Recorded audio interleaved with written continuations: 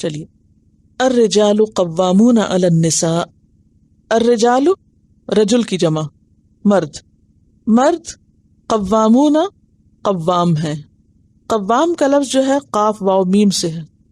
قوام مبالغہ کا صیغہ ہے قائم سے، کیونکہ صرف قائم سے بات نہیں بنتی تو قوام کا لفظ استعمال کیا گیا.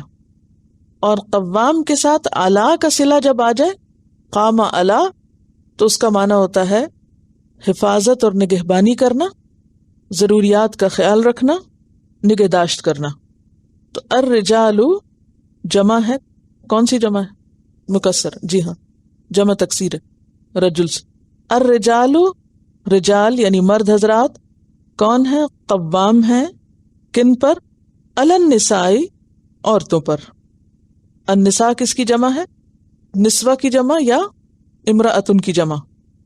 کیوں قوام ہیں؟ کیوں ذمہ دار ہیں؟ کیوں نگران ہیں؟ بما، بوجہ اس کے جو، بے یہاں سبب کی ہے، اس سبب سے جو فضل اللہ، فضیلت دی اللہ نے. اور فضل کا کیا معنی ہوتا ہے؟ زائد چیز. جو زائد کوالٹیز دی ہیں اللہ نے، بعضہم ان میں سے بعض کو، علی بعضن اوپر بعض کے. بعضہم سے مراد یہاں مرد حضرات ہیں کہ مرد حضرات کو جو زائد کوالٹیز ملی ہیں بمقابلہ بعضن بعض کے یعنی عورتوں کے. اور وہ زائد کوالٹیز کس چیز میں ہیں؟ مثلا جسمانی طور پر، یعنی جسمانی طور پر مردوں کی جو ساخت ہے وہ مضبوط تر ہے، عورتوں کی نسبت قوت میں زیادہ ہے. اسی طرح عقل کے اعتبار سے بھی بعض اوقات زیادہ پختہ ہوتے ہیں. عورتیں جلدی گھبرا جاتی ہیں، خوف کھا جاتی ہیں. جذباتی اعتبار سے بھی عورتوں کے مقابلے میں پختہ تر ہوتے ہیں. تو اس وجہ سے گھریلو زندگی میں اللہ نے جو ذمہ داری کا رول ہے، نگرانی کا، نگہداشت کا، وہ رول دیا ہے مرد کو. اور دوسری وجہ وَبِمَا أَنفَقُوا، اور بوجہ اس کے جو انہوں نے خرچ کیا. پہلی فضیلت جسمانی ہے اور دوسری خارجی ہے کہ وہ خرچ کرتے ہیں. من اموالہم، اپنے مال میں سے، ذاتی مال میں سے. اور مال میں کیا کیا چیزیں شامل ہوتی ہیں؟ صرف پیسے نہیں ہے مراد، باقی بھی جو ملکیت میں ہوتا ہے. تو مردوں کو گھریلو زندگی میں اللہ نے عورتوں پر قوام بنایا. اور اس کی بنیادی وجہ کیا بتائی؟ دو وجوہات کی بنیاد پر. ایک تو یہ کہ وہ جسمانی اعتبار سے، عقلی اعتبار سے، جذباتی اعتبار سے زیادہ مضبوط ہوتے ہیں عورتوں کی نسبت. دنیا میں آپ عام مشاہدے میں دیکھیں گے کہ مشقت کے جتنے کام مرد کر سکتے ہیں عام طور پر اتنا عورت نہیں کر سکتی. پھر دوسری بات یہ کہ مرد اپنی کمائی میں سے خرچ کرتے ہیں، جو خون پسینے کی کمائی کر کے اور محنت شاقہ کے بعد جو کچھ کماتے ہیں، اپنے پر خرچ کرنے کے ساتھ ساتھ اپنے گھر والوں پر بھی خرچ کرتے ہیں. تو اس بنیاد پر انہیں قوام بنایا گیا اور انہیں گھر کی سلطنت میں سربراہ کا رول دیا گیا. آپ دیکھیے کہ صرف خاندان کی زندگی نہیں دیکھی، اب عام مشاہدے کی بات دیکھیں. کہیں بھی جہاں لوگ اکٹھے ہوں، خواہ وہ خاندان ہو، خواہ وہ کوئی مملکت ہو، خواہ وہ کوئی ادارہ ہو، جہاں بھی لوگ ہوں، تو مل جل کر رہنے کے طریقوں میں سے احسن طریقہ کیا ہے کہ ایک شخص ان کا ذمہ دار ہو. ایک شخص کس رول پر ہو؟ نگہداشت کے اور ذمہ داری کے. جسے عام طور پر اگر مملکت ہو تو اس کے لیے کیا بولتے ہیں؟ سربراہ مملکت. اور گھریلو زندگی ہو تو اس کے لیے کیا بولتے ہیں؟ قوام. اور مختلف اداروں کے اندر کہیں وہ ڈائریکٹر بولتے ہیں، کہیں سی بولتے ہیں، چیف ایگزیکٹو، کہیں کچھ، یعنی ہر ادارے کی اپنی تنظیم کے اعتبار سے رولز مقرر ہیں. کیونکہ اس کے بغیر ڈسپلن قائم نہیں ہو سکتا. اسلام میں ڈسپلن قائم کرنے کے لیے تو یہاں تک کہا گیا ہے کہ اگر 3 لوگ کہیں سفر پر بھی جائیں اکٹھے مل کر تو وہ اپنے میں سے ایک کو کیا بنا لیں؟ لیڈر بنا لیں. اور اس کی دلیل ہمیں نماز سے بھی ملتی ہے. نماز پڑھنے کے لیے کیا ضروری ہے؟ مردوں کے لیے خاص طور پر امام. اگر 3 تو چھوڑیں، 2 بھی اکٹھے پڑھ رہے ہو نماز تو وہ اپنی اپنی نہیں پڑھ سکتے. 2 مرد اکیلے اکیلے نماز نہیں پڑھ سکتے اپنی اپنی منمانی کر کے. ان میں سے ایک کو امام بنانا ہوگا. اور امام بنانے کی یا امیر بنانے کی اسلام میں جو ریکوائرمنٹ ہے وہ کیا ہے؟ دین میں زیادہ ہو، تقوی میں زیادہ ہو، علم میں زیادہ ہو. آپ کو معلوم ہے کہ نبی صلی اللہ علیہ وسلم جس وقت شہدائے احد کو دفن کر رہے تھے، 2 اور 3 کو ایک ایک جگہ پر، تو پہلے کس کو اندر رکھ رہے تھے؟ پرائرٹی کس کو دے رہے تھے؟ جس کے پاس قرآن کا علم زیادہ تھا. اگر 2 لوگوں کے درمیان قرآن کا علم برابر ہو تو پھر اس میں کیا دیکھا جائے گا؟ دین میں پہلے قرآن میں زیادہ، پھر سنت میں زیادہ، پھر اس کے بعد عمل اور تقوی، اور پھر عمر. ٹھیک ہے، یعنی کسی کا بڑا ہونا محض عمر کی بنیاد پر نہیں ہوگا کہ وہ ہم میں سے عمر میں بڑا ہے لہٰذا اس کو بڑا بنا لو. ٹھیک ہے. اچھا، لیکن گھریلو زندگی میں، انتظامی امور میں، خواہ ایک عورت زیادہ بڑی عالم ہو، پھر بھی قوام کا رول کس کو دیا ہے؟ آدمی کو. کیوں؟ اس لیے کہ گھر کی ذمہ داری نبھانے کے لیے جو کوالٹی درکار ہے وہ قوت ہے اور مال کا خرچ کرنا ہے. وَبِمَا أَنفَقُوا مِنْ أَمْوَالِهِمْ. تو اللہ کے منصوبے کے مطابق گھر کی دنیا میں سربراہ کون ہے؟ مرد ہے. اللہ نے اس کو تخلیق ہی اس طرح کیا ہے، اللہ نے اس کی جسمانی ساخت ہی ایسے رکھی ہے.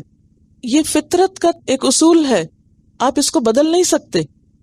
مرد کا مائنڈ، اس کا ذہن، اس کا جسمانی سٹرکچر، ساخت، وہ سب اسی کام کے لیے ہے. اور اگر انسان اس کے خلاف چلیں گے تو معاشرے میں بگاڑ ہوگا. فالصالحات، تو نیک عورتیں وہ کون ہیں؟ قانتات، جو فرما بردار ہوتی. یہاں مطیعات نہیں کہا گیا، قانتات. قانتات میں 2 چیزیں پائی جاتی ہیں، پیچھے بتا چکی ہوں اچھی طرح. قنوت میں 2 چیزیں ہوتی، دوام اور عاجزی. قنوت میں جو اطاعت ہے اس میں دوام بھی ہے، عاجزی بھی. دوام کا کیا مطلب ہے؟ یہ نہیں کہ کسی خاص موقع پر، کسی خاص جگہ پر تو بات مان لے اور بعد میں نہ مانے، یعنی ایک کنٹینیوس اطاعت ہے، دوام ہے. اور نمبر 2 عاجزی، یعنی ہمبل ہونا، جھکا ہوا رویہ اختیار کرنا، انکساری. فالصالحات قانتات، نیک عورتیں فرما بردار ہوتی ہیں. حافظات، حفاظت کرنے والی ہوتی ہیں. یعنی پہلی صفت کیا ہوئی کہ وہ مرد کی برتری کو تسلیم کرتی ہیں، یہ نیک عورت کی سب سے پہلی صفت. اور دوسری کیا ہے کہ وہ حفاظت کرنے والی ہوتی ہیں. اب یہ عورت کا رول ہے کہ وہ گھر کے اندر رہ کر محافظ ہیں للغیبی، غیب کے لیے. یہ غیب کیا چیز ہے؟ غیب کا معنی راز ہے، رازوں کی حفاظت کرنے والی. رازوں کی حفاظت، کون سے راز؟ ذرا آپ شریک ہو نا تاکہ آپ جاگیں اور پھر اس کو اپنے لائف سے ریلیٹ بھی کریں، کیونکہ یہ سب کے کام کی بات ہے، اس میں سے کوئی بھی مستثنا نہیں ہے کہ کوئی کہے یہ آیتیں میرے سے متعلق نہیں، یہ سب سے متعلق ہیں. کیونکہ اچھی عورت کا کرائیٹیریا یہاں بتایا جا رہا ہے. پہلی بات یہ کہ وہ مرد کی برتری کو تسلیم کرتی ہے، اس کے اندر عاجزی ہوتی، قنوت، قانتات، اور اس کے ساتھ ساتھ فرما بردار بھی ہوتی، بات مانتی. نمبر 2 یہ کہ وہ حفاظت کرنے والی ہوتی. جس طرح مرد کا رول قوام کا ہے تو عورت کا رول محافظت کا، حفاظت کا ہے، حفاظت کرنے والی ہے. للغیبی، راز کی. اب راز میں شوہر اور بیوی کا جو قریبی تعلق ہے کتنا قریبی ہے، حتیٰ کہ وہ ایک دوسرے کے جسم سے بھی واقف ہوتے ہیں جو کسی بھی دوسرے رشتے میں نہیں. یعنی انسان اپنے ماں باپ کے سامنے بھی جسم کے وہ حصے نہیں کھول سکتا جو شوہر بیوی یا بیوی شوہر کے سامنے کھول سکتی.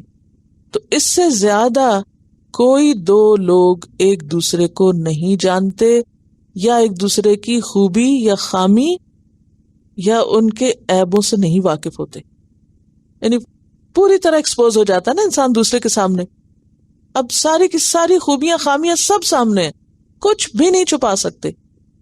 نہ صرف یہ کہ جسمانی خوبیاں خامیاں، بلکہ اس کے علاوہ عادات اور خصلتیں، تمام چیزیں اس میں آ جاتی. یعنی انسان کی سوچ، انسان کی عادتیں، اس کا اخلاق، اس کا ایمان، اس کی عبادت، سب چیزیں ایک دوسرے کی پتہ ہوتی ہیں۔ اب یہ نہیں کہ صرف عورت کا فرض ہے، مرد کا فرض بھی ہے۔ مرد کو بھی منع کیا گیا ہے کہ وہ شوہر اور بیوی کے درمیان ہونے والی گفتگو کو کہیں اور جا کے بیان نہ کرے۔ اسی طرح بیوی کو بھی منع کیا گیا کہ وہ اپنے شوہر کے ساتھ پیش آنے والے معاملات، اچھے برے، خوبصورت بدصورت، ان کو باہر نہ نکالے، حفاظت کرے۔ یعنی خاندانی اور ازدواجی زندگی کی حفاظت لازم ہے، اس پر باہم اچھے تعلقات کا انحصار ہے۔ جب دونوں ایک دوسرے کے خلاف دائیں اور بائیں منہ کھول دیتے ہیں، اور خصوصاً ان باتوں کے متعلق جو انتہائی رازداری کی ہوتی ہیں، حتیٰ کہ اپنے ماں باپ اور بہن بھائیوں سے بھی نہیں کرنے کی ہوتی، اگر وہ ایسا کر دیں تو یہاں سے خرابی کا رستہ کھل جاتا ہے۔ اور اس میں چونکہ عموماً عورت جذباتی ہوتی ہے، تو عورت کو پہلے ذمہ داری دی گئی کہ وہ گھر کی بات باہر نہ کرے، حتیٰ کہ اپنے ماں باپ سے بھی نہ کرے۔ اپنے شوہر کی بات، اس کا عیب، اس کی کمزوری، اس کی خامی، جو عام روزمرہ زندگی میں چھوٹی چھوٹی سب جگہ پر ہوتی، کیونکہ انسان سب کمزور ہیں، تو وہ ادھر ادھر جا کے نہ بتائے۔ کیوں؟ بما حفظ اللہ، بما بوجہ اس کے جو حفظ اللہ، اللہ نے حفاظت کی۔ یعنی اب یہ اللہ نے کیا حفاظت کی؟ یعنی اللہ کی حفاظت میں، بما حفظ اللہ کا ترجمہ کیسے کریں گے؟ اللہ کی حفاظت میں، یعنی اللہ کی حفاظت کے ساتھ، اللہ کی مدد کے ساتھ۔ اور دوسرا معنی کیا گیا کہ جس چیز کی حفاظت کا اللہ نے حکم دیا ہے، یعنی بما امر اللہ بہ ان یحفظ۔ یوں بھی معنی کیا گیا ہے کہ اللہ نے جیسے ان کے حقوق کی حفاظت کی ہے یا ان کو حفاظت بخشی ہے۔ دیکھیں نا، مرد قوام ہے تو وہ قوام کس کو پروٹیکٹ کر رہا ہے، کس کو حفاظت دے رہا ہے؟ بیوی کو۔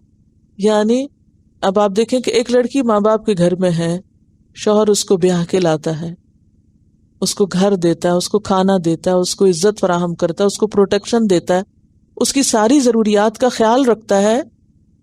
یہ سب احسان کس کی طرف سے؟ مرد کی طرف سے۔ اب عورت کی کیا ذمہ داری بنتی ہے کہ اس کو جو اتنی حفاظت ملی، اللہ نے اس کو جو اتنے حقوق عطا کیے، اب وہ ان کے شکرانے کے طور پر جواباً کیا کرے کہ جس تھالی میں کھائے اس میں سوراخ نہ کرے۔ سمجھ گئے؟ کہ جہاں سے وہ فائدہ اٹھا رہی ہے وہاں وہ نقصان نہ پہنچائے، اس گھر کے اور خصوصاً شوہر کے عیب نہ کھولے، اس کی کمزوریوں کو بیان نہ کرے۔ کیوں منع کیا گیا؟ کیا حکمت ہے اس میں؟ یعنی کہ ایک طرف مرد ہے، اس کے ساتھ لکھ لیجئے قوام ہے، اور دوسری طرف عورت محافظ۔ ایک باہر ہے، ایک اندر ہے۔ جو اندر ہے اس کا کیا ذمہ ہے؟ حفاظت۔ اطاعت کے بعد سب سے بڑا رول حفاظت، رازوں کی حفاظت، مال کی حفاظت، اپنی عزت و آبرو کی حفاظت، بچوں کی تربیت اور اخلاق کی حفاظت۔ یہ سب کس کی ذمہ داری ہے؟ عورت کی۔ یہ تقسیم کار ہے، لکیر کھینچ دی گئی نا۔ باہر کی دنیا میں مرد ہے، اس کو کما کے لانا ہے، خرچ کرنا ہے گھر والوں پہ۔ اب گھر والے جو خرچہ لے رہے ہیں ان کو کیا کرنا ہے؟ اس خرچے کی اور دینے والے کی اور اس کے رازوں کی حفاظت کرنا ہے، پروٹیکٹ کرنا ہے۔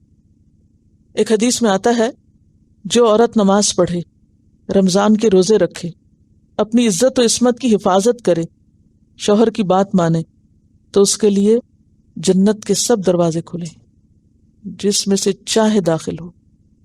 یعنی جو عورت اپنے رول کو صحیح طور پر ادا کرتی ہے اپنی عبادات کے ساتھ، کہ شوہر نہیں ہے اپنی عزت و عصمت کی حفاظت، شوہر نہیں ہے اس کے مال کی حفاظت، بچوں کی حفاظت، ان کے اخلاق کی حفاظت، تو اس حفاظت کے عوض اس کے لیے جنت کے سب دروازے کھلیں، جس میں سے پسند کرے اندر جائے۔ یہ اتنا بڑا کام ہے اور اتنا بڑا آنر ہے جو اللہ نے عورت کو بخشا ہے۔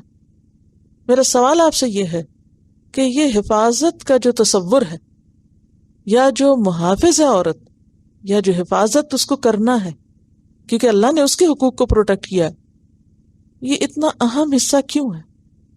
اس کی اتنی اہمیت کیوں کہ ایک نیک عورت، ایک اعلیٰ عورت کی یہ صفت قرآن میں بیان کی گئی کہ وہ محافظ ہے.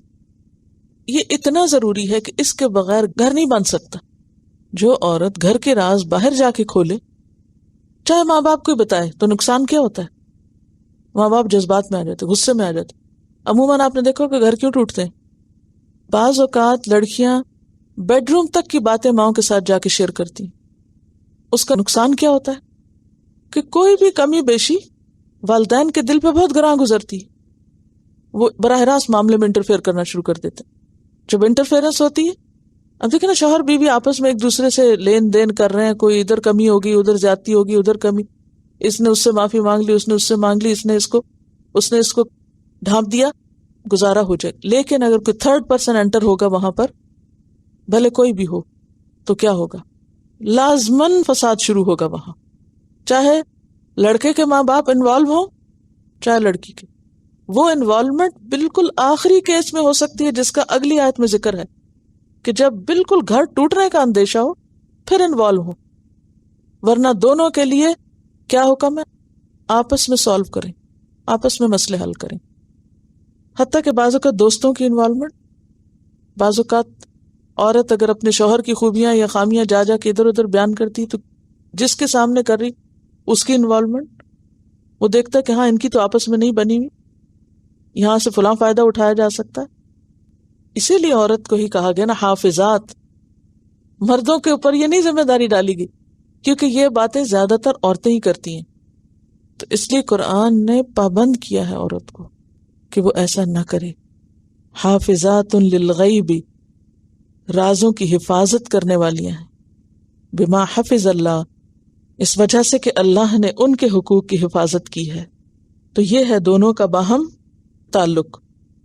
یہاں یہ بات یاد رہے کہ یہ تقسیم کار دنیا کا نظام چلانے کے لیے ہے، اور اس بنا پر ایک کو دوسرے پر فضیلت دی گئی. یہ آخرت کے اجر کے اعتبار سے نہیں. سمجھ رہے ہیں؟ یہ تقسیم دنیا کے کام کے لیے ہے، آخرت کے انعام کے لیے نہیں ہے. آخرت میں انعام کس کا زیادہ ہے؟ جس کا عمل اللہ کی مرضی کے مطابق ہے، جس کے اندر جتنا تقویٰ ہے اس کا اتنا ہی مقام بلند ہے. اب مثلاً آپ دیکھیے کہ اگر کوئی مرد اپنی ذمہ داری پوری نہیں کرتا، نہ وہ گھر والوں کو پروٹیکشن دیتا ہے، نہ وہ ان پہ خرچ کرتا ہے، نہ وہ ان کے تکلیفوں کا خیال کرتا ہے، نہ ان کی کوئی ذمہ داری پوری کرتا ہے، تو کیا وہ محض اس بنا پر کہ وہ مرد ہے وہ اللہ کے ہاں بہت اونچا مقام پائے گا؟ نہیں، اس سے تو پوچھ ہوگی. اور آپ کو معلوم ہے جو جتنا بڑا ذمہ دار ہوتا ہے اس کی اتنی زیادہ پوچھ ہے. حضرت ابو ذر کو حضور صلی اللہ علیہ وسلم فرمایا تھا کہ تم دو لوگوں کے بیچ میں حاکم مت بننا، دو لوگوں کے بیچ میں فیصلہ کرنے والا نہ بننا، میں تمہیں کمزور پاتا ہوں. تو یہ تو بہت ہی بھاری ذمہ داری، اور جتنی بڑی جس کی ذمہ داری ہے اتنی ہی زیادہ اس سے پوچھ بھی ہے. اسی طرح اگر عورت کو اللہ نے حفاظت کا رول دیا ہے اور وہ حفاظت نہیں کرتی، نہ رازوں کی حفاظت، ہر وقت شکایتیں شوہر کے خلاف بیٹھ کے ہر مجلس میں شروع ہو جانا، کوئی پوچھے یا نہ پوچھے. بعض عورتوں کی عادت دیکھی گئی ہے کہ وہ جہاں بیٹھتی ہیں شوہر کی شکایتیں شروع کر دیتی، چاہے وہ متعلقہ لوگ ہوں یا غیر متعلقہ. تو جو رازوں کی حفاظت نہ کرے، جو شوہر کے مال کی حفاظت نہ کرے، مال کی حفاظت میں کیا آتا ہے؟ فضول خرچی نہ کرے. اب ظاہر ہے شوہر تو لا کے کما کے دے دیتے ہیں، یا تو کیش دے دیتے ہیں، کیش بازو کا نہ بھی دیں تو جو گھر میں سامان ہے، مال و متاع ہے، انسان اس کی کیئر نہ کرے. کچھ ٹوٹے، کچھ پھوٹے، کچھ جلے، کچھ جہاں مرضی جو جس کا جی چاہے اٹھا کے لے جائے. شوہر تو گھر میں نہیں بیٹھ کے یہ سب کچھ دیکھ رہا ہوتا نا، یہ تو عورت کا فرض ہے. اور پھر اس کی مرضی کے خلاف استعمال کرے، یہ بھی اس میں خیانت میں آ جاتا نا. کیونکہ بعض اوقات شوہر کی مرضی نہیں ہوتی کہ کہیں اتنا زیادہ دیا جائے، تھوڑا بہت لین دین تو چلتا رہتا ہے، تو اس سے چرا کے چھپا کے میکے والوں کو دے دینا یا کسی اور کو دے دینا، یہ سب غلط باتیں. پھر اس کے بعد آپ دیکھیں کہ بچوں کی حفاظت نہ کرنا. اگرچہ باپ کی ذمہ داری بھی ہے بچوں کی تربیت، لیکن باپ سے زیادہ کس کی ذمہ داری؟ ماں کی ذمہ داری.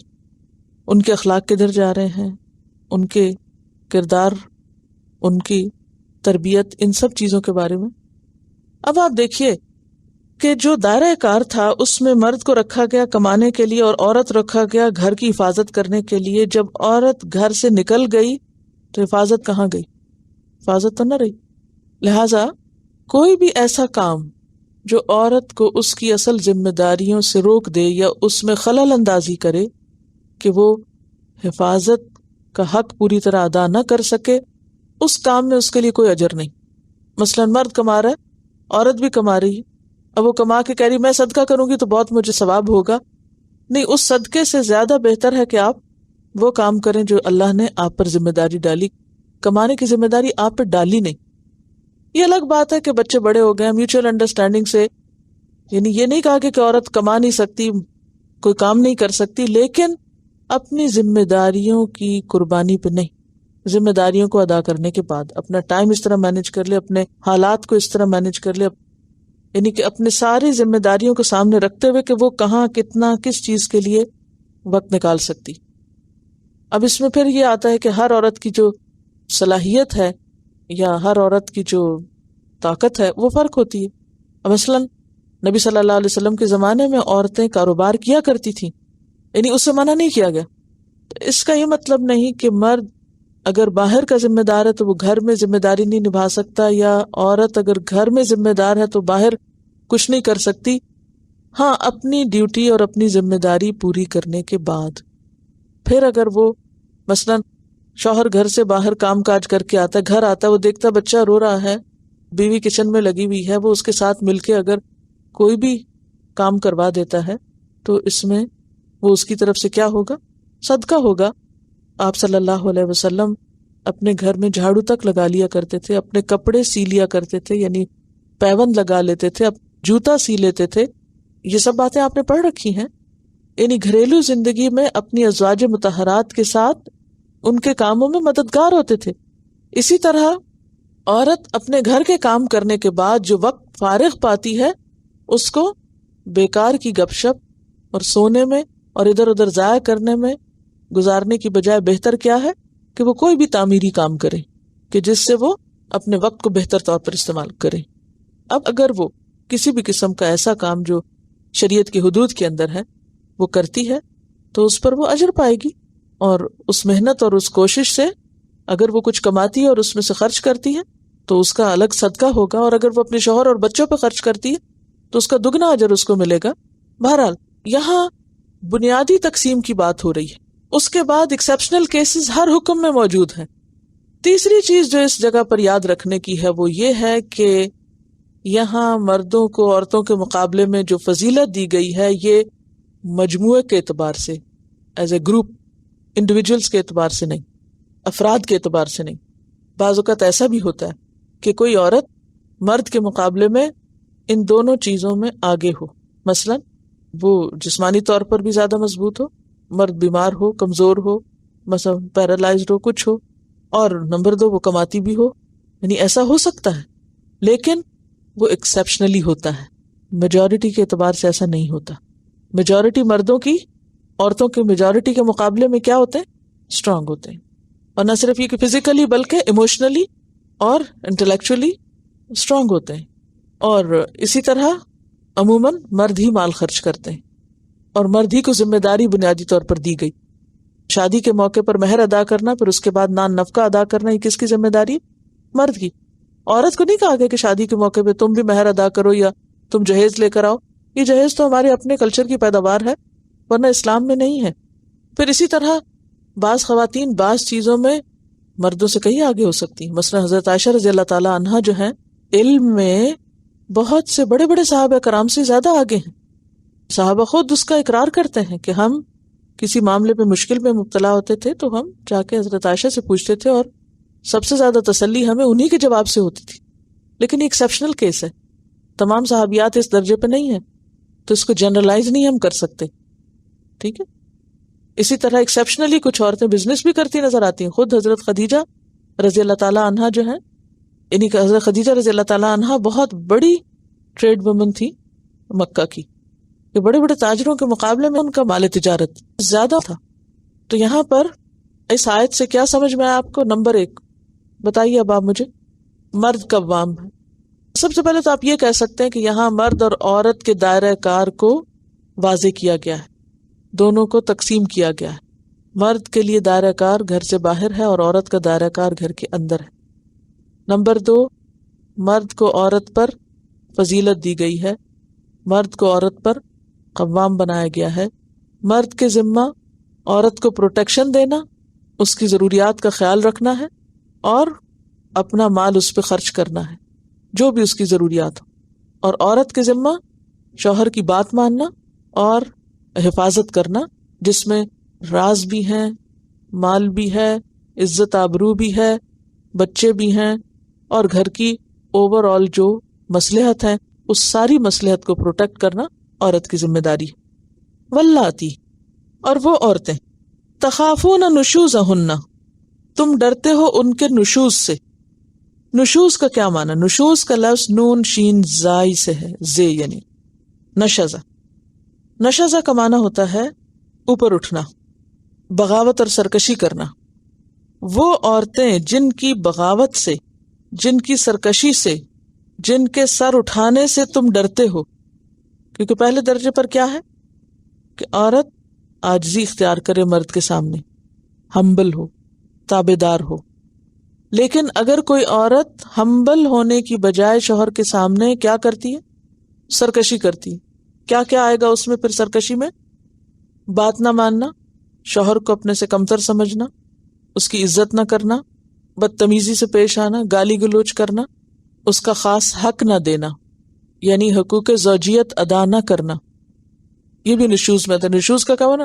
سر اٹھانا، اٹھنا، یعنی شوہر کی بات نہ ماننا. تو واللاتی تخافون نشوزہن، وہ عورتیں جن کے نشوز سے تم ڈرتے ہو، یعنی ان کی سرکشی سے، بغاوت سے، بات نہ ماننے سے، تو کیا کرو؟ فائزوہن، ان کو سمجھاؤ. واعظ کا لفظ کیا معنی رکھتا ہے؟ واعظ کس کو کہتے ہیں؟ کیسی نصیحت؟ واعظ کہتے ہیں ایسی گفتگو کو جو دوسرے کا دل نرم کرنے والی. واعظ کیا ہے؟ دل نرم کرنے والی گفتگو، دل میں اترنے والی بات، سمجھانے والی بات. اور یہ دل میں اتارنے کے لیے کسی بات کو کیا کرنا چاہیے؟ پیار سے سمجھانا چاہیے، سوچ سے سمجھانا چاہیے، محبت سے سمجھانا چاہیے. اور دوسرے واعظ میں آتا ہے اجر و ثواب کی امید دلا کے بات کرنا. یعنی کس گفتگو کو واعظ کہتے ہیں؟ جس میں اجر و ثواب کی بات کی جائے، جس میں نرمی سے دل موہ لینے والی بات کہ دوسرا بات سمجھ جائے. تو یہاں شوہر کو یہ سمجھایا جا رہا ہے کہ اگر بیوی تمہاری بات نہیں مانتی، اگر وہ تمہارا خاص حق تمہیں نہیں دیتی، اگر وہ سرکشی کرتی، بدتمیزی کرتی، کچھ سننے کو تیار نہیں، تو سب سے پہلے تم اس کا دل پیار محبت سے جیتو، تم توجہ کرو. اور یہ پہلا سٹیپ انتہائی مشکل ہے کہ اس سے محبت کا معاملہ کرو جو تمہاری بات نہیں مان رہا. دیکھیے ذرا آپ کہ وہ جو تمہارے ساتھ بدتمیزی کر رہا ہے، وہ جو تمہیں تمہارا حق نہیں دے رہا، تم اس کے ساتھ کیا کرو؟ پیار محبت سے بات کرو، اسے سمجھاؤ. لیکن عام طور پہ کیا ہوتا ہے؟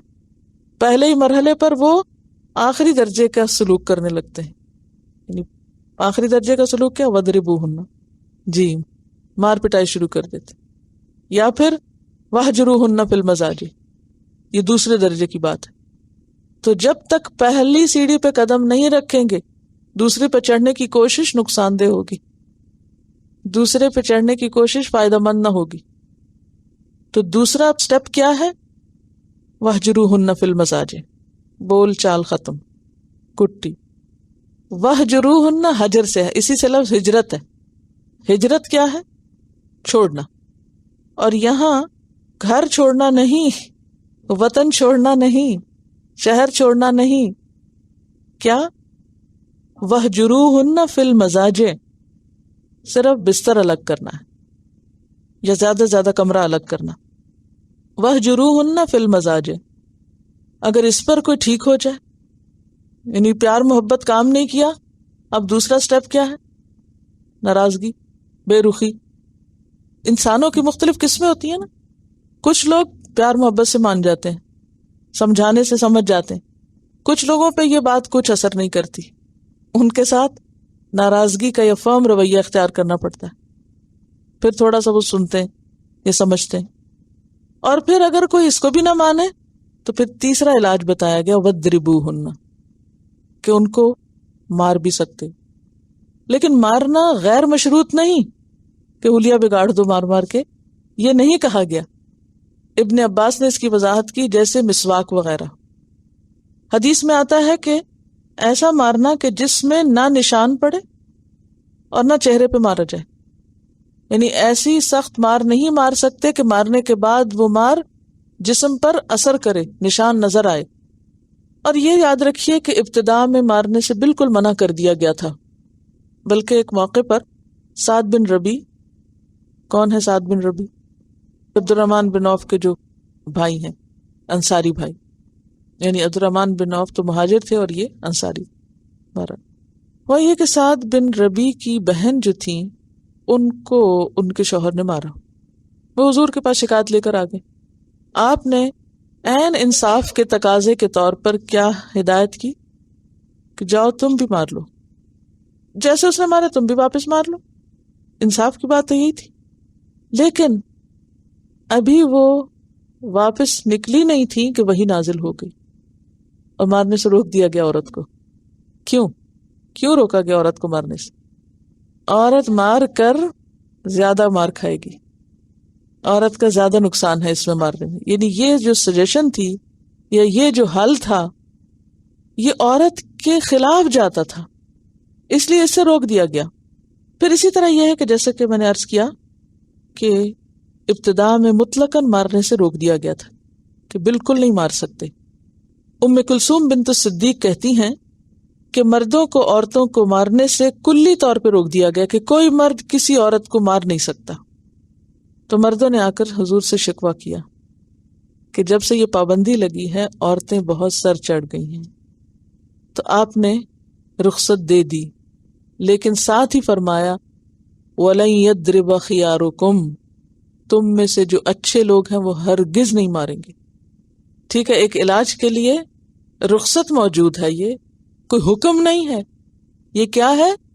رخصت صرف علاج کے لیے، کیونکہ گھر کا بچانا ضروری ہے ہر قیمت پہ، گھر ٹوٹنے نہ پائے۔ اس وجہ سے کیا ہے کہ تم اچھا اگر مار کے گھر بچتا ہے تو بچا لو، لیکن ساتھ ہی کیا کہا؟ وَلَن يَضْرِبَ خِيَارُكُمْ، تم میں سے اچھے لوگ ہرگز نہیں ماریں گے۔ حضرت عمر بن خطاب کہتے ہیں کہ وَلَا تَجِدُونَ أُولَئِكُمْ خِيَارُكُمْ، کہ ایسے لوگوں کو تم اچھا نہیں پاؤ گے، یعنی ایسے لوگ اچھے نہیں ہیں جو اپنی بیوی کو مارے، یعنی کسی مرد کی مردانگی کے خلاف ہے کہ وہ اپنا ہاتھ اپنی عورت پہ اٹھائے، اور پھر خاص طور پر اس طرح مارنا کہ جیسے کسی جانور کو مارا جاتا ہے، اس کی تو کہیں بھی کوئی گنجائش نہیں۔ بخاری کی روایت میں ہے کہ تم میں سے کوئی اپنی بیوی کو اس طرح نہ مارے جیسے کوئی اپنے غلام کو مارتا ہے، اور پھر دن کے آخر میں اس کے ساتھ جسمانی تعلق بھی قائم کرے، یعنی تمہارا اپنی بیوی کے ساتھ ایک محبت کا تعلق ہے، اس تعلق کو اس حد تک خراب نہ کرو کہ جو پھر دوبارہ جڑنے کے قابل نہ رہے۔ پھر آپ دیکھتے ہیں کہ حجۃ الوداع کے موقع پر آپ صلی اللہ علیہ وسلم نے کیا فرمایا، مردوں کو کیا حکم دیا؟ عورتوں کے معاملے میں اللہ سے ڈرو، پوچھ ہوگی۔ کیوں؟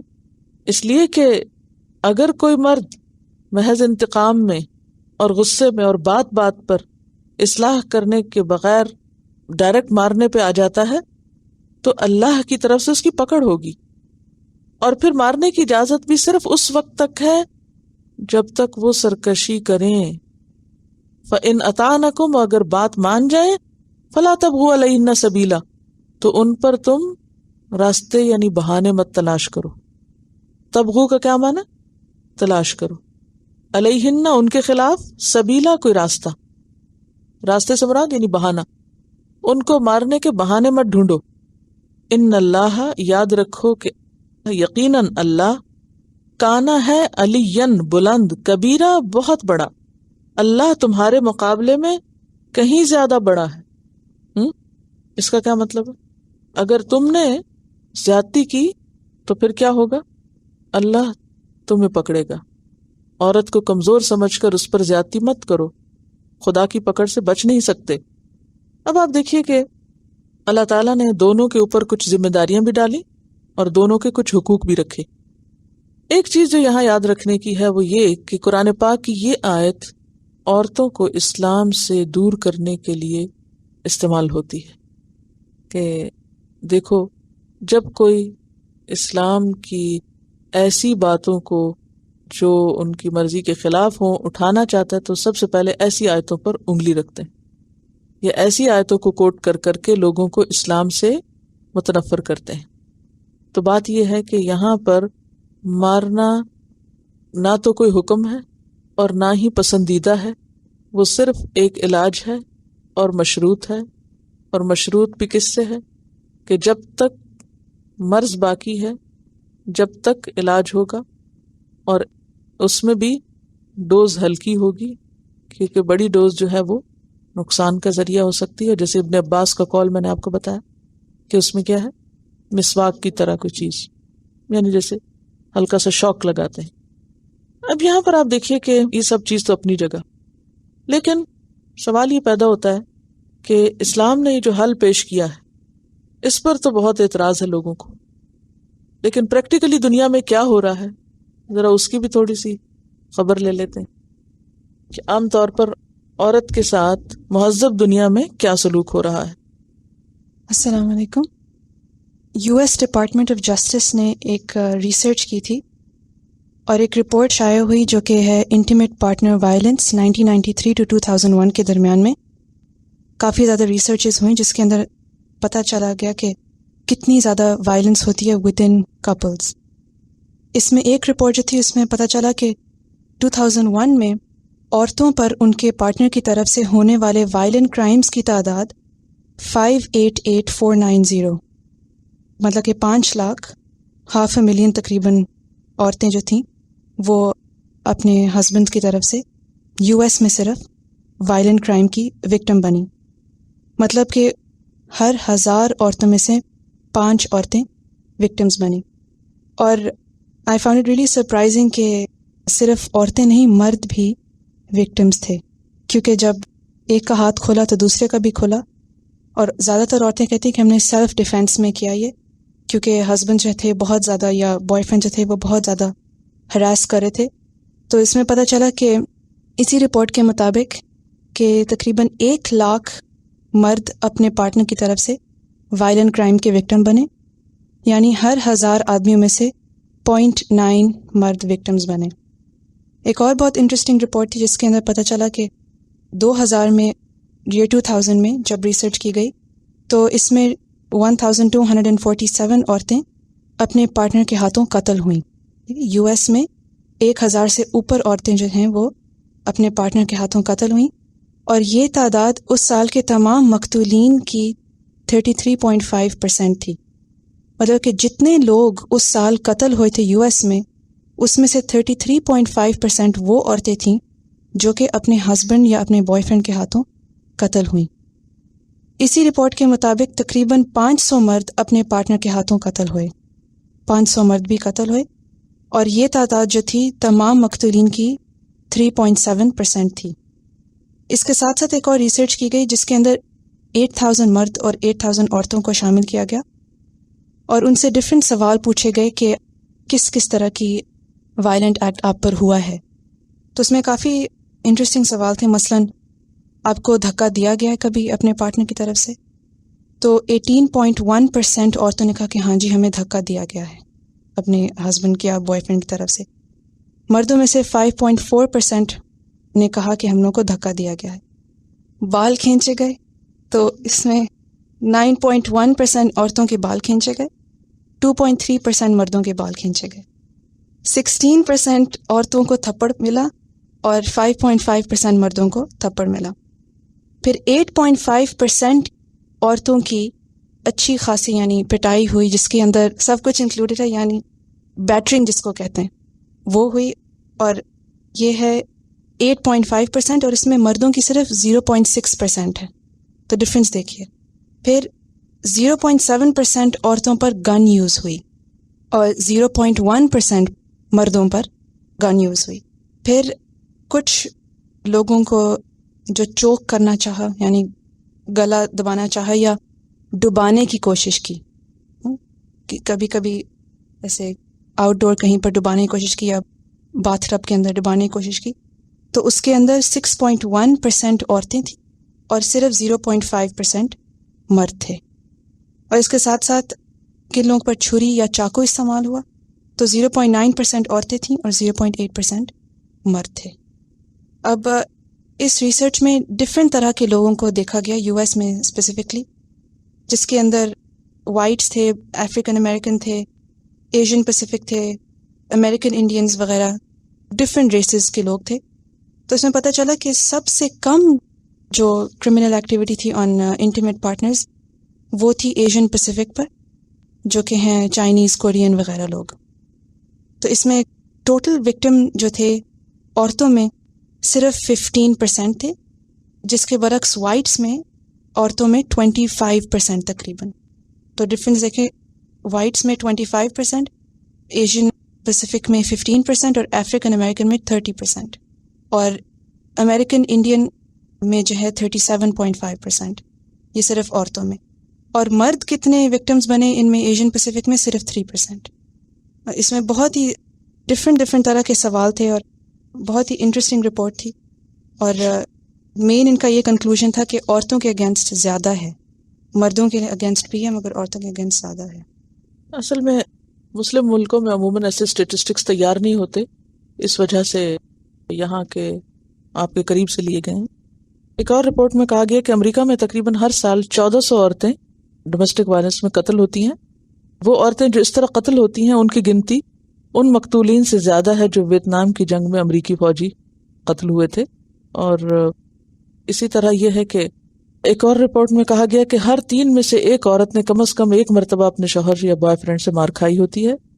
اور یہ یہاں جو ڈپارٹمنٹ آف جسٹس کے فگرز ہیں، اس میں اس رپورٹ میں letswap.com پر یہ اسٹیٹسٹکس آپ کو مل جائیں گے. اس میں 95% عورتوں پر گھریلو تشدد کے واقعات جو ہیں وہ شو کیے گئے ہیں، اور ہر 9 سیکنڈز میں ایک امریکی عورت پر حملہ کیا جاتا ہے اور اس کو مارا جاتا ہے.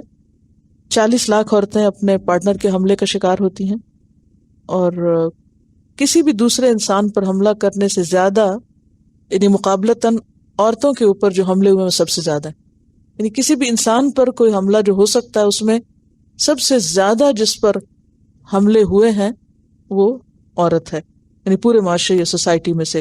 اور سارے جو جرائم ہیں ان جرائم کا جو 25% یعنی کرائمز جو ہیں جتنے بھی ہیں ان کرائمز میں جو 25% کرائمز ہیں وہ بیوی پر تشدد ہے. یعنی کرائم ریٹ کے اعتبار سے آپ دیکھیں کہ کتنا زیادہ عورت کے ساتھ ظلم اور زیادتی ہو رہی ہے. پھر اسی طرح ایک ٹیلی فون سروے کیا گیا کہ ورک پلیس پر عورتوں کے ساتھ جو ہراسمنٹ ہوتی ہے اس کے بارے میں 31% عورتوں نے اعتراف کیا کہ انہیں کام کے دوران ہراس کیا جاتا ہے یا ان کو دھمکایا جاتا ہے، اور اس میں 43% کو سپروائزر کی طرف سے، 27% کو سینئر ملازم کی طرف سے، 19% کو ساتھ کام کرنے والوں کی طرف سے، اور 8% کو جونیئرز کی طرف سے. یعنی عورتوں پر جو ان کے جونیئر یا سب آرڈینیٹس ہیں وہ بھی دھمکانے یا ان کو ہراس کرنے میں کم نہیں. پھر اسی طرح آپ دیکھیں کہ جب عورت گھر سے نکلتی ہے تو پھر بچوں کی حفاظت اور بچوں کے ساتھ جو زیادتیاں ہوتی ہیں اس میں جو جوونائلز ہیں یا جو کم سن مجرم ہیں ان کی تعداد دن بدن بڑھتی چلی جا رہی ہے، اور اس کی بھی بنیادی وجہ عورت کا اپنے مقام سے دور ہونا ہے. امریکہ میں 22% بچے بن باپ کے گھروں میں رہتے ہیں، اور 63% جو خودکشی ہے سوئسائڈ وہ ایسے ہی بچوں کے اندر پائی گئی ہے یا ایسے ہی لوگوں میں پائی گئی ہے جو بن باپ کے گھروں میں پلے ہیں. یعنی جب عورت شوہر سے لڑ جھگڑ کے الگ ہو جاتی ہے تو پھر سنگل پیرنٹ کے طور پہ بچوں کو پالتی ہے، تو وہ بچے زیادہ کرائمز کرتے ہیں بنسبت اس کے کہ جو ایک پراپر فیملی کے اندر رہتے ہیں. 90% وہ بچے جو گھروں سے بھاگے ہوئے ہیں وہ بن باپ کے گھر سے تعلق رکھتے ہیں، یعنی جن گھروں میں باپ نہیں ہوتے، یہ جو باپ کا سایہ نہیں ہوتا. 85% بچے جو مینٹل ڈس آرڈر کا شکار ہوتے ہیں وہ بھی ایسے ہی گھروں سے تعلق رکھتے ہیں، یعنی ٹوٹے ہوئے گھروں سے. پھر 80% ریپ کرنے والے مردوں کا تعلق بھی ایسے ہی گھرانے سے ہوتا ہے. یعنی ان کے بچپن میں جو پرورش ہوتی ہے وہ ایسے گھر میں ہوتی ہے کہ باپ چھوڑ کے چلا گیا تو وہ ایک عجیب نفسیات جنم لیتی ہے کہ جس کے نتیجے میں انسان کے اندر ایسا وائلنس کا جو عنصر ہے وہ پیدا ہوتا ہے کہ پھر وہ کسی کی بھی پرواہ نہیں کرتا. پھر اسی طرح 75% بچے جو ہائی اسکول سے نکال دیے جاتے ہیں وہ بھی بن باپ کے گھروں سے تعلق رکھتے ہیں، اور 85% نوجوان جو جیل میں پرورش پاتے ہیں وہ بھی بن باپ کے گھروں سے تعلق رکھتے ہیں. تو اس سے آپ اندازہ لگائیں کہ گھر کا ثابت رہنا اور گھر کا اکٹھا رہنا شوہر اور بیوی کا وہ بچوں کی تربیت کے لیے کس قدر ضروری ہے.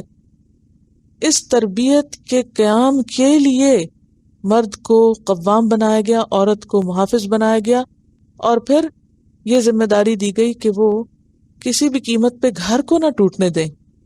اسی لیے سب سے پہلے سمجھاؤ، پھر اس کے بعد ان سے ناراضگی کا اظہار کرو، اور تیسرے درجے پر اس بڑی مصلحت کو کہ معاشرے کے اندر مجرم پال کے نہ چھوڑو. اگر عورت کو سختی سے چھوٹا موٹا لگا کے اس کو سمجھانا پڑے، گھر میں روکنا پڑے تو بھی روکو، کیونکہ جو گھر ٹوٹ جاتے ہیں وہاں کپلز تو سفر کرتے ہی ہیں جو کرتے ہیں، لیکن کپل سے زیادہ آئندہ نسل سفر کرتی، اور معاشرے کے اندر جرم اور کرائم کا جو ریٹ ہے وہ بڑھتا چلا جاتا ہے. پھر اسی طرح پھر UK کے کچھ اسٹیٹسٹکس ہیں، اس میں بھی جو بڑے بڑے جرائم ہیں ان میں 25% جرم جو ریکارڈ کیا گیا وہ گھریلو تشدد ہے، ڈومیسٹک وائلنس جس کو کہتے ہیں. اور ہر سال 1 لاکھ عورتیں صرف لندن میں اپنے گھروں میں ہونے والے تشدد کے نتیجے میں زخموں کا علاج کراتی ہیں، یعنی ہسپتالوں میں جو لوگ جاتے ہیں. اور اسی طرح ایک ریسرچ کے مطابق سب سے زیادہ جو ایمرجنسیز ہوتی ہیں یعنی ہاسپٹلز میں جاتی ہیں وہ بھی عموماً ڈومیسٹک وائلنس کا شکار ہوتے ہیں لوگ. تو بات یہ ہے کہ خلاصہ اس ساری گفتگو کا یہ ہے کہ جب ہم فطرت کے خلاف جاتے ہیں تو یہ سارے نقصان ہوتے ہیں. اب آپ اس کو ذرا سا اور ڈیپتھ میں دیکھیے. ٹھیک ہے ہم بلیم کرتے ہیں کہ مرد وائلنٹ ہیں، مرد جو ہیں وہ ہاتھ اٹھاتے ہیں یا تشدد کرتے ہیں. سبب کیا ہوتا ہے؟ وجہ کیا ہوتی ہے؟ اللہ نے مرد کی فطرت میں رکھا ہے کہ وہ قوام ہے، اس کو اتھارٹی اپنی قائم کرنی. جب عورت بات نہیں مانے گی، اور باتیں نہ ماننے میں جیسے ان کا سوال یہ تھا کہ میں یہ سمجھتی تھی کہ اس آیت میں صرف عورت جب بے حیائی پہ اتر آئے تو اس وقت مارنے کی سزا ہے، وہ اپنی جگہ ہے، لیکن اس سے پیچھے جو لفظ استعمال ہوا وہ نشوز ہے. اور نشوز کا معنی کیا ہوتا ہے؟ عورت کا سرکش ہونا، بغاوت. اس بغاوت میں بہت سی چیزیں آ جاتی ہیں. اس میں خاص طور پر شوہر کو اس کا جو جسمانی تعلق کا حق ہے وہ نہ دینا.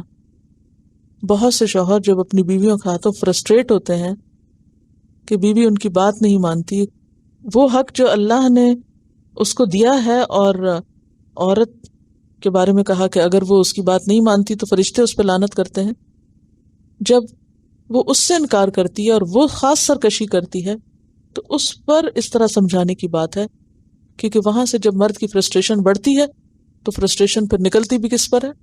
واپس عورت ہی پر نکلتی ہے، اور یوں ظلم و ستم اور تشدد بڑھتا ہے.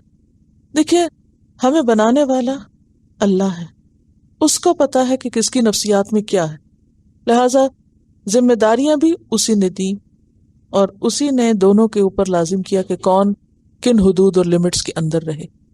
ٹھیک ہے.